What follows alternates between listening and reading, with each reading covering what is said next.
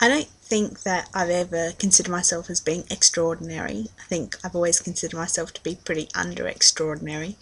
But doing the 12-week challenge has made me learn a few things about myself, mainly that I'm a lot stronger than I thought I was. And if I actually put my mind to something, I can do pretty well. And I can actually come out with some results that I want to come out with. Um, One of the things that I've noticed about myself is my cooking. I really love to cook, and I'm a big MasterChef fan, and I'd come home and I'd cook my partner and myself dinners that were, full of oil and butter and tasted really, really good, but certainly didn't help me lose weight. Probably helped me get into the state that I'm in today.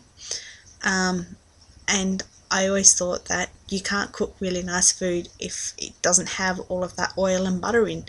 It doesn't have the nice thick juicy sauces that go with it. But I've learnt through cooking the recipes in the 12-week challenge that you can actually have some pretty good food that doesn't have to be full of oil and butter. And I like to think that makes me pretty extraordinary, because not only am I looking after myself, I'm looking after my partner as well, and he's getting good food. And that's a nice thing to know. I think the main thing that I've learnt about myself, or that has changed in my life since starting this, is my mental state.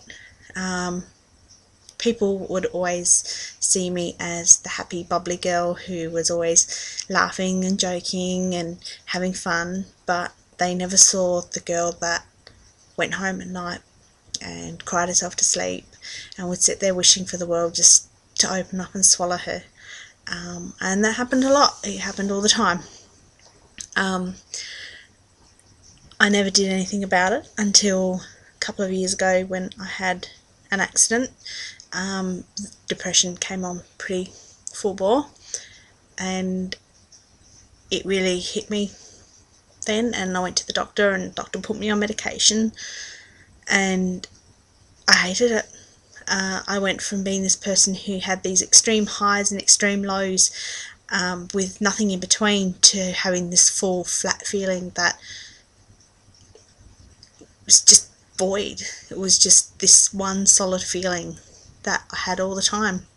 There wasn't any real happiness, there was no sadness, and it made me gain a lot of weight, and I think it made me feel worse.